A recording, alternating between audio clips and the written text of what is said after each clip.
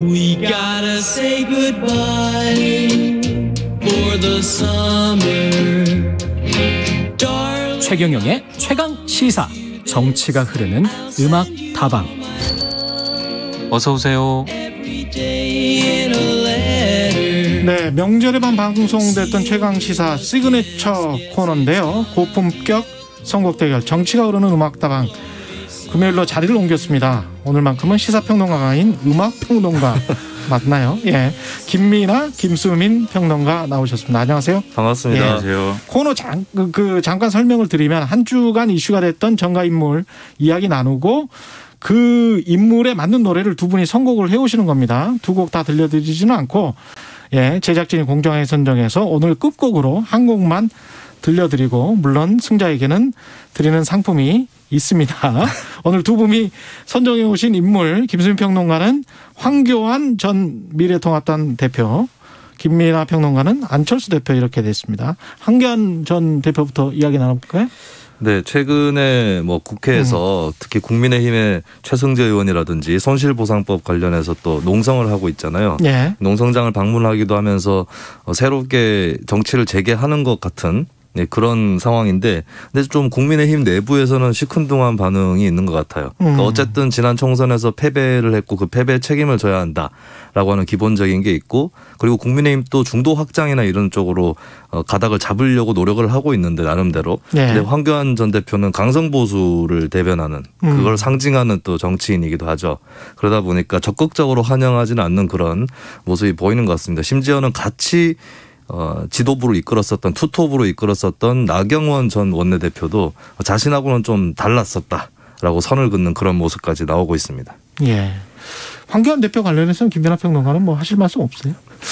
저는 제가 할 말은 말 시키면 많은데 할 말이 없냐고 물어보는 것은 말을 하지 말라는 것인지 하라는 것인지 아니, 하라는 거예요. 하라는 거예요. 황교안 전 대표가 사실 지금 이제 나와서 이렇게 여러 가지 뉴스에 노출되고 이런 것에 대해서 지금 말씀하신 대로 내부에 우려가 있는 것 같아요. 근데 지금 말씀하신 대로 총선 패배의 원인을 제공했다. 그다음에 어떤 이념적 성향이 그렇다 이것도 있지만 전 정권이 생각나지 않습니까? 결국 이제 박근혜 정권에서 이제 권한대행을 했기 때문에 그런 점에서도 사실 이게 과거 정권이 생각나게 한다는 것은 지금 이제 보수 정치에 아무 도움이 안 되는 상황이지 않습니까? 그렇죠. 그래서 우려인데 문제인 것은 지금 이제 당내 선거 구도에 원내대표 선거라든지 당내 선거 구도에 이제 황교안 변수가 또 끼어들어서 이게 이제 어떤 또 여러 가지 싸움의 어떤 정파적인 갈등의 이제 요소가 되면서 다시 친박 비박 구도가 또 부활하거든요.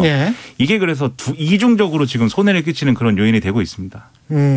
황교안 전 대표의 정치 행보는 이렇게 당 내에서도 국민의힘 내에서도 별로 그렇게 곱지 않습니까? 시선이?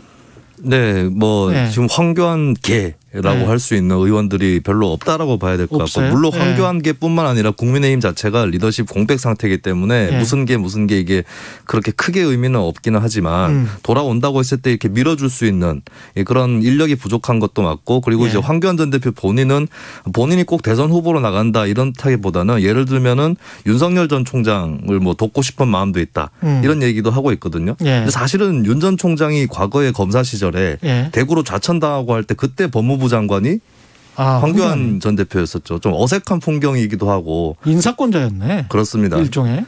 만약에 7년 뒤에 추미애 전 장관이 한동훈 검사장이 정치하는데 도와주겠다 이러면 이상하잖아요. 그렇구나. 그런 좀 그래서 어울리지 않는 조합의 성격도 있어서 아직까지 이래저래 황교안 전 대표가 들어갈 자리가 보이지 않는 그런 상황이 되겠죠. 그래서 황교안 전 대표를 위해 골라오신 노래가 봄, 여름, 가을, 겨울의 아웃사이더입니까? 네, 그렇습니다. 여기 가사에도 보면은 이런 구절이 있어요.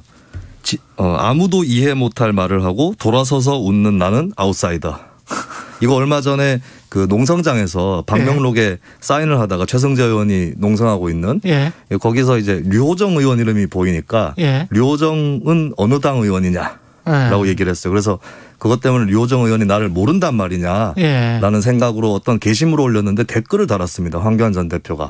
반어법이었다. 모를 리가 있냐. 일종의 조크였던 건데 사람들이 조크를 이해를 못한 것이죠. 그래서 아무도 이해 못할 말을 하고 라는 가사가 생각이 났습니다. 안철수 대표는 왜 가져오셨어요? 김민하 평론가는. 분명히 시작할 때는 예. 정치 시작할 때는 새 정치이고 새로운 어떤 기성 정치와는 다른 이런 모습을 보여주겠다 이렇게 시작을 했는데 예.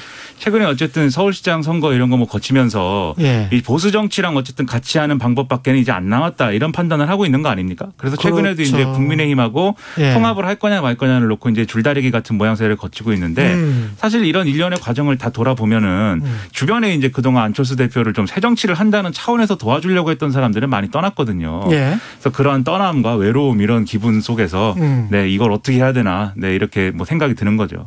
안철수 대표 같은 경우는 쭉 걸어온 길이 결국은 종착역이 국민의힘이 돼버리면 그러면 그렇긴 하네요.